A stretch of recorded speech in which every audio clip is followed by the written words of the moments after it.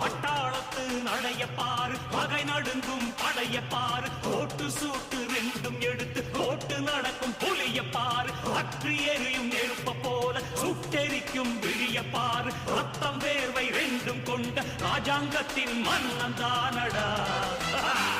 இவன் பேருக்குள்ளே காந்தம் உண்டு உண்மைதானடா, இவன் பேருக்குள்ளே காந்தம் உண்டு உண்மைதானடா.